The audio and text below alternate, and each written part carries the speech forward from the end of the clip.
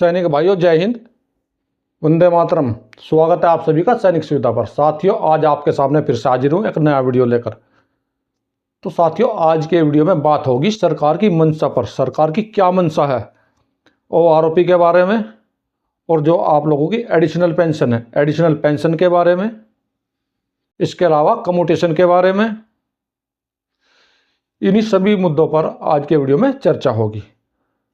तो सैनिक भाइयों, इससे पहले मैं इन सभी मुद्दों पर विस्तार से चर्चा करूं, अगर आप सैनिक सुविधा चैनल से पहली बार जुड़े हैं, इसका हिस्सा नहीं है, इसका हिस्सा बनना चाहते हैं और मेरा वीडियो देखना चाहते हैं, तो सैनिक सुविधा चैनल को सब्सक्राइब करें और उसका बेल आइकन ऑन करें, ताकि आने वाले वीडियो की महत्वपूर्ण जानकारी आप सभी को मिल सके और आप मेरे द्वारा दी गई जानकारी का भरपूर फायदा उठा सके। तो चलिए सैनिक भाइयों, वीडियो शुरू करते हैं विस्तार से। तो साथियों, मैंने जितने भी अभी मुद्दों पर बात की है, उन सभी मुद्दों का हल इस लेटर में है दोस्तों। इस लेटर में पूरी जानकारी आपको मिलेगी। दिखाता हूं मैं आपको ये लेटर। दोस्तों, जैसे आप देख पा रहे हैं, ये लेटर आया है AGS branch, AG code, integrated headquarter, ministry of defence, army की तरफ से लेटर आया है और इसकी डेट है 12 दिसंबर 2024। और दोस्तों, क्यों आया है? ये इसलिए आया है, इंडियन एक्स सर्विसमैन लीग के प्रेसिडेंट ने कुछ सवाल पूछे थे, उनके जवाब में ये लेटर आया है। जैसे आप देख पा रहे होंगे, ब्रिगेडियर इंदर मोहन सिंह रिटायर्ड, ये president ISL, Indian ex serviceman league, office 9, नया मार्ग, चाणक्यपुरी, नई दिल्ली। जैसे इसका सब्जेक्ट आप देख पा रहे हैं, regarding one rank one pension OROP. Point number 1 में देखिए, रिफरेंस योर लेटर नंबर आईईएसएल 105/2024, 5 सितंबर 2024। तो इन्होंने जो इसमें सवाल पूछे थे उन सभी का जवाब दिया है। पॉइंट वाइज पॉइंट सभी का जवाब दिया गया है। जैसे वन रैंक वन पेंशन वाले का, इसके अलावा एडिशनल पेंशन वाले का, 80 साल, 85 साल, 90 साल, इस तरह से 20% एक्स्ट्रा पेंशन, 25%, 30, 35, 40, 50, उन सभी का जवाब दिया है। और कम्यूटेशन के बारे में भी इसमें जवाब दिया हुआ है। जो आप लोगों का कम्यूटेशन 15 साल के बजाय 12 साल के लिए काफ़ी दिनों से सोशल मीडिया पर अफवाह आ रही है, उसके बारे में भी इन्होंने बिल्कुल इसमें क्लियर किया है। इसमें अपनी पूरी राय इन्होंने दी है। तो इसको मैं आपको हिंदी में भी दिखा देता हूँ। तो सैनिक भाइयों, ये है इसका हिंदी में जवाब। देखिए, ओआरओपी विसंगति। पॉइंट नंबर 1, ओआरओपी का तात्पर्य यह है कि समान सेवा समान अवधि के साथ समान रैंक पर सेवानिवृत्त होने पर सशस्त्र बलों के कार्मिकों को एक समान पेंशन का भुगतान किया जाएगा, चाहे उनकी सेवानिवृत्ति की तिथि कुछ भी हो। पेंशन की दरों में भविष्य में होने वाली वृद्धि स्वचालित रूप से पिछले पेंशन भोगियों को दी जाएगी। इसका तात्पर्य यह है कि समय समय पर वर्तमान और पिछले पेंशन भोगियों को पेंशन की दर के बीच का अंतर को पाटना। तो ये तो आप समझ गए होंगे और आप भी जानते होंगे जो इन्होंने बताया है। अभी देखते हैं आगे। पॉइंट नंबर 2, माननीय सर्वोच्च न्यायालय 16 मार्च 2022 को रक्षा मंत्रालय द्वारा 7 नवंबर 2015 को जारी ओआरओपी के सिद्धांत, तौर तरीकों को बरकरार रखा है। यानी कि जो 16 मार्च 2022 को फैसला आया था ओआरओपी 2 के समय पे, उसको बरकरार रखा है। उसी के हिसाब से ओआरओपी में पेंशन दी जाएगी। जैसे उसमें प्रीमेच्योर को 1 जुलाई 2014 के बाद वाले प्रीमेच्योर को शामिल नहीं किया गया था, उनको अगली ओआरओपी में भी शामिल नहीं किया जाएगा। देखिए आगे क्या इसमें लिखा है। पॉइंट नंबर 3, 2024 के लिए ओआरओपी की तालिकाएं पहले से ही सार्वजनिक डोमेन में है, जिसमें ओआरओपी की योजना के तहत पेंशन, पारिवारिक पेंशन की दरों को दर्शाने वाली कुल 121 तालिकाएं, यानी कि इसकी जो 121 टेबल दी है ओआरओपी की 2024 की, उसके बारे में उन्होंने जिक्र किया है। 1 जुलाई 2024 को इन आदेशों के अनुसार संशोधित पेंशन 1 जुलाई 2024 को मौजूदा पेंशन, परिवारक पेंशन से कम होती है। यानी कि अगर आपकी मौजूदा पेंशन पारिवारिक पेंशन से कम होती है तो तब उस कंडीशन में क्या किया जाएगा, तो पेंशन भोगी पारिवारिक पेंशन भोगी के नुकसान के लिए संशोधित नहीं किया जाएगा। यानी कि आपकी पेंशन अगर पहले से ही ज्यादा है OROP 3 की टेबल के अनुसार, तो आपकी पेंशन को संशोधित नहीं किया जाएगा। बहुत से लोगों की इस बार नहीं बढ़ी है OROP 3 में, किसी के OROP 2 में भी नहीं बढ़ी थी। उनका यही कारण है कि उनकी जो पेंशन है पहले से ही ज़्यादा है, जो अभी टेबल जारी हुई है उससे पहले से ही ज़्यादा ले रहे हैं। आगे देखिए, 1 जुलाई 2024 से लागू वर्तमान संशोधन समय पर किया गया है। अगला OROP संशोधन जुलाई 2034 में इसी तरह 5 साल में होगा। तो दोस्तों यहां पर आप क्या समझे, यहां पर इन्होंने OROP 4 और OROP 5 तक का जिक्र किया हुआ है। यानी कि OROP 4 जो आप लोगों को 2029 में मिलेगा और OROP 5 2034 में मिलेगा, जुलाई 2034 में। इस योजना के तहत पेंशन कमीशन भी दिया जाएगा। इस प्रकार की 10 वर्ष की अवधि में पेंशन 3 संशोधन किए जाएंगे। यानी कि इस अवधि में इन्होंने पे कमीशन का भी जिक्र किया है, वो भी दिया जाएगा और टोटल मिलाकर 3 संशोधन किया जाएंगे। यानी कि OROP 2 का संशोधन, OROP 3 का संशोधन और आप लोगों का जो भी 7वां पे कमीशन हुआ था 2016 में, उसको मिलाकर टोटल पूर्व सैनिकों को 3 संशोधन मिलेंगे। बाकी जो पेंशनर हैं उनको सभी को एक ही संशोधन मिलेगा, जो सिर्फ पे कमीशन का है। आगे देखिए, अब यहाँ पर इन्होंने स्पर्श के बारे में बताया है। स्पर्श एक CGDA संचालित परियोजना है जिससे अगस्त 2021 से सशस्त्र बलों को लागू किया गया। इसकी शुरुआत से ही सेवा मुख्यालय स्पर्श को स्थिर करने के लिए CGDA, PCDA और TCS की ये सुविधा प्रदान कर रहा है, ताकि हमारे वयोवृद्धों को बिना किसी परेशानी के वैध पेंशन मिल सके।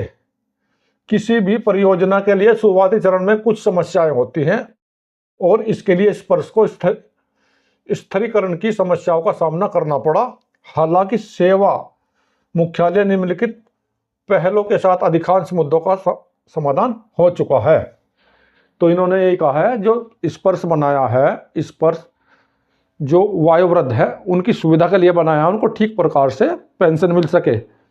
लेकिन शुरू में कुछ प्रॉब्लम इसमें आती हैं, उन प्रॉब्लम को काफ़ी हद तक इन्होंने सही कर दिया गया है। जो भी TCS और PCDA और CGDA सब ने मिलकर इसमें काम किया है। आगे देखिए,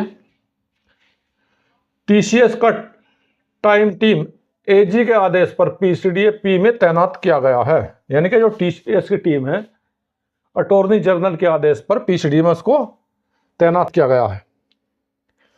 रक्षा मंत्रालय CGDA की TCS के साथ नियमित बैठक होती रहती है। CDA मेरठ पुनर्नियुक्ति, MLC आयकर, 2 सिद्धि पेंशन रोक और बैंक संबंधी मामले और CGDA चेन्नई IFP और आधार अद्यतन अनुरोध पर कार्य का वितरण कर रहा है। विज्ञापन संयुक्त नियंत्रण समूह दिल्ली कैंट सेवाएं CGDA और TCS में कार्यरत हैं। जो भी इसमें लोग कार्य कर रहे हैं, जो जिनके माध्यम से कार्य हो रहा है, उन सभी के बारे में इन्होंने बताया है। क्योंकि स्पर्श के बारे में इसमें सवाल पूछा गया था कि स्पर्श के जो खामियां हैं वो क्यों हो रही हैं, स्पर्श को बंद किया जाए, इसमें हमारे पेंशनर बहुत परेशान। तो इसके लिए भी इन्होंने जिक्र किया है। पहले 1 रैंक पेंशन का जवाब दिया, इसके बाद इन्होंने अभी स्पर्श का जवाब दिया है। अभी देखते हैं अगला सेक्शन। दोस्तों आगे देखिए, अगला पोर्शन 80 वर्ष की आयु प्राप्त करने पर अतिरिक्त पेंशन। तो इसमें क्या दिया हुआ है, पॉइंट नंबर 1, 80, 85, 90, 95, 100 वर्ष की आयु प्राप्त करने पर पेंशन भोगी निर्धारित दरों के अनुसार अतिरिक्त पेंशन का हकदार है। अर्थात मूल पेंशन का क्रमशः 20%, 30%, 40%, 50%, 100%। यह प्रावधान रक्षा कार्मिक कर्मचारियों के साथ साथ सिविल सरकारी कर्मचारियों पर भी लागू है। यानी कि 80 साल की उम्र होने पर 20% वृद्धि होती है पेंशन में, 85 साल की उम्र होने पर 30% होती है, 90 साल की उम्र होने पर 40% होती है और 95 साल की होने पर 50% होती है, और 100 साल की उम्र पूरी कर लेने के बाद 100% पेंशन में वृद्धि हो जाती है, और इन सब पर डीए भी मिलता है। अगला पॉइंट, माननीय गुवाहाटी उच्च न्यायालय ने 79 वर्ष आयु प्राप्त करने पर अर्थात 80वें वर्ष में अतिरिक्त पेंशन की राहत दी थी। अब इन्होंने उस कोर्ट केस का जिक्र किया है जिसमें यह बताया गया है कि 80वां साल पूरा होने पर ही आप लोगों को अतिरिक्त पेंशन का 20% का फायदा मिल जाता है, क्योंकि सरकार जो अभी दे रही है वो 80 साल पूरे होने पर, जब 80 साल पूरी उम्र हो जाती है और 81वां साल शुरू होता है तब फायदा देती है। लेकिन माननीय गुवाहाटी हाईकोर्ट ने जो 80वां साल स्टार्ट होने पर आदेश दिया था उसके बारे में उन्होंने बताया है। उच्च न्यायालय का निर्णय मौजूदा नीति के विपरीत है। इस मामले पर रक्षा मंत्रालय विभाग के से स्पष्टीकरण मांगा गया है। रक्षा मंत्रालय विभाग ने सूचित किया है कि उक्त निर्णय न्यायाधीशों के लिए वशिष्ठ है, हालांकि उन्होंने इस मामले में अपने संज्ञान में ले लिया है, क्योंकि इस मामले में रक्षा मंत्रालय से स्पष्टीकरण मांगा गया था, लेकिन उन्होंने कहा ये जो मामला है ये विपरीत है, पेंशन रूल के विपरीत है, क्योंकि ये सिर्फ न्यायाधीशों का दिया था, क्योंकि वो जो केस दायर किया था वो भी एक रिटायर्ड न्यायाधीश था जिस पर यह इस प्रकार के आदेश दिया गया था, लेकिन रक्षा मंत्रालय ने इसको अपने संज्ञान में ले लिया है। पेंशन संबंधित मामलों के नोडल विभाग होने के नाते इस मामले को कार्मिक प्रशिक्षण विभाग और पेंशनभोगी कल्याण विभाग के साथ विचार विमर्श करने के लिए भेजा है। रक्षा मंत्री ने यह सूचित किया है कि कार्मिक एवं प्रशिक्षण विभाग की टिप्पणी प्राप्त होने के बाद इस मामले पर आगे कार्रवाई की जाएगी। यानी कि जो अतिरिक्त पेंशन वाला मामला है 80 साल से ऊपर वाली उम्र में, इसको कार्मिक विभाग से जो आगे जवाब मिलेगा उसके बाद में आगे की कार्रवाई की जाएगी इस पे। अब देखिए इसका घ, पेंशन के परिवर्तित मूल्य की बहाली कटौती अवधि, यानी कि जो कम्यूटेशन के मूल्य की बहाली अवधि के बारे में भी इन्होंने बताया है। पॉइंट नंबर 1, 15 वर्षों के बाद पेंशन की बहाली भारत के माननीय सर्वोच्च न्यायालय द्वारा 1986 में पारित एक निर्णय के आधार पर थी। यानी कि आपका जो कम्यूटेशन काटा जाता है, जो 1986 में पारित एक निर्णय था उसके आधार पर आपका जो 15 साल का कम्यूटेशन काटा जा रहा है। आगे देखिए, PRA भाग 1 2008 के विनियम 163 के अनुसार जिन पेंशन भोगियों ने पेंशन के स्वीकार्य हिस्से को कम्यूट किया था, 15 वर्षों बाद पेंशन के कम्यूट के किए गए हिस्से को बहाल करने के हकदार हैं। आज की तारीख में पेंशन के कम्यूट किए गए मूल्य की अवधि को 15 वर्ष के लिए संशोधित करने का कोई प्रावधान नहीं है। इन्होंने ये बताया है 2008 विनियम 163 के अनुसार जिन पेंशन भोगियों ने अपनी कम्यूट लिया था 15 साल के लिए, तो उनको 15 साल के लिए वसूल करने का प्रावधान है, इससे कम करने का कोई प्रावधान नहीं है। ये 15 साल के लिए, अभी तक जो नई पुरानी पेंशन पॉलिसी है उसी के अनुसार आपसे 15 साल के लिए आपका कम्यूटेशन काटा जाएगा। अगला पॉइंट देखिए, पॉइंट नंबर 2, 12 वर्षों के बाद पेंशन के कम्यूटेड मूल्य को बहाल करने की याचिका के आधार पर AFT नई दिल्ली ने 24 जुलाई 2024 को अपने आदेश के माध्यम से निर्देशित किया था कि 12 वर्षों के बाद पेंशन की वसूली पर रोक लगाई जाए। माननीय दिल्ली उच्च न्यायालय ने 11 सितंबर 2024 को आदेश के माध्यम से उक्त आदेश पर रोक लगा दी। तो जो 12 साल के कम्यूटेशन के लिए इन्होंने दिल्ली AFT में केस किया था और उन्होंने उस पर रोक लगा दी थी कि 12 साल तक इन कम्यूटेशन काटा जाए, अभी इनका कम्यूटेशन बंद कर दिया जाए। तो उसके लिए उच्च न्यायालय दिल्ली ने 11 सितंबर 2024 को आदेश के माध्यम से रोक लगा दी, यानी कि उसको रोक दिया, उसको खारिज कर दिया। यानी कि AFT ने तो आदेश दे दिया था, लेकिन दिल्ली सुप्रीम कोर्ट ने उसको खारिज कर दिया, यानी कि आपका कम्यूटेशन जो है 15 साल तक ही काटा जाएगा। तो सैनिक भाइयों, अभी आपने देखा रक्षा मंत्रालय का ये जवाब OROP किस हिसाब से आप लोगों को दिया जाएगा। तो इन्होंने यही बताया है, जो 2022 का फैसला है सुप्रीम कोर्ट का, उसके अनुसार ही आप लोगों को OROP दिया जाएगा, हर 5 साल बाद दिया जाएगा। और किन को नहीं मिलेगा, तो उनको नहीं मिलेगा जो 1 जुलाई 2014 के बाद में प्रीमेच्योर आए हैं। जिस प्रकार से OROP 2 और 3 में प्रीमेच्योर को फायदा नहीं दिया गया, उसी हिसाब से OROP 4 और 5 में भी प्रीमेच्योर को इसका फायदा नहीं दिया जाएगा। और आगे इन्होंने बताया है OROP 3 और OROP 4 अपने समय पर आएगा, जैसे कि OROP 4 2029 में बताया है और OROP 5 2034 में बताया है।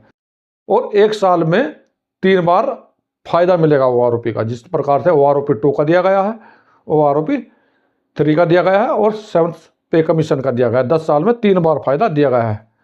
जबकि जो दूसरे पेंशनर हैं, जो आर्मी के, नेवी, एयरफोर्स के नहीं है, उनको सिर्फ एक ही फायदा मिला है, वो मिला है पे कमीशन का।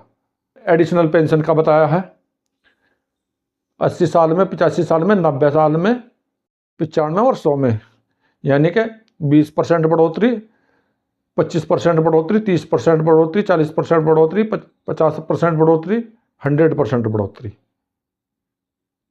वो आपको 80 साल पूरा होने के बाद में आप लोगों की शुरू करी जाएगी।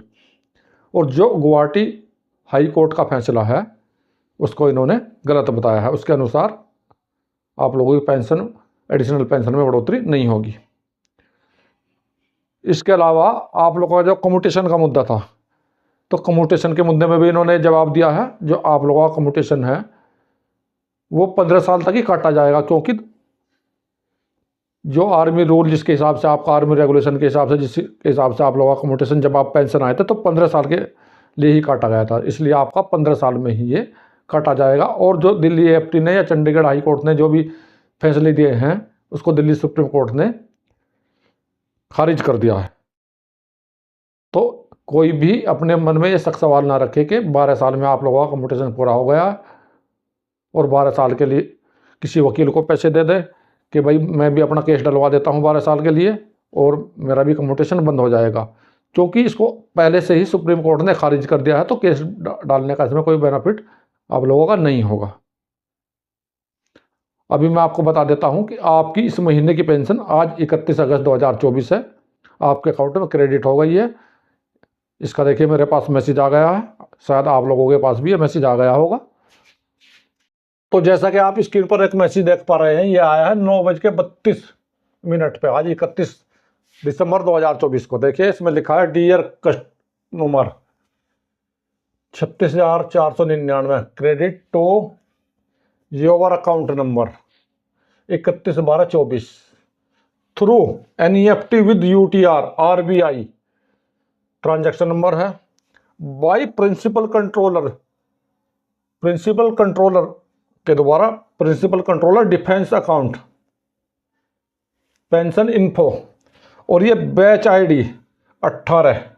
दोस्तों अभी इन्होंने यहाँ पे बैच ID भी देना शुरू कर दिया। आपकी पेंशन किस बैच में आती है ये भी आप लोगों को अब मैसेज में बता दिया जाता है। जैसे कि ये मेरी पेंशन है, ये बैच नंबर 18 में है। आप लोगों के पास भी इस प्रकार का मैसेज होगा, उसमें भी बैच नंबर लिखा होगा, तो उससे आप भी अनुमान लगा सकते हैं आपकी पेंशन कितने बजे तक आ सकती है। क्योंकि आप अगर बैच नंबर आपका भी जल्दी है तो आपकी पेंशन उतना ही जल्दी आएगी, जितना बैच नंबर आपका थोड़ा बाद में है उतना ही आपका कुछ घंटों का समय बाद में लग सकता है। क्योंकि बैच नंबर 1 से स्टार्ट होता है और लगभग इसमें कई सौ बैच हैं। तो आपका पेंशन किस बैच में आती है उससे आप देखकर अनुमान लगा सकते हैं। तो सैनिक भाइयों, आज के वीडियो में यही थी मेरे द्वारा दी गई छोटी सी जानकारी। मेरे द्वारा इसी प्रकार की छोटी छोटी जानकारी आप लोगों को अपने वीडियो में समय समय पर दी जाती है और आप लोगों के लिए इसी प्रकार के महत्वपूर्ण वीडियो बनाए जाते हैं। सैनिक भाइयों, अगर आप लोगों की पेंशन से संबंधित कोई समस्या है तो आप भी मुझसे सवाल कर सकते हैं, कमेंट कर सकते हैं। मेरे द्वारा दी गई जानकारी बिल्कुल निःशुल्क रहेगी। तो सैनिक भाइयों, मिलता हूँ अगले वीडियो में इसी प्रकार के अन्य महत्वपूर्ण जानकारी के साथ। वीडियो देखने के लिए धन्यवाद दोस्तों। जय हिंद, वंदे मातरम।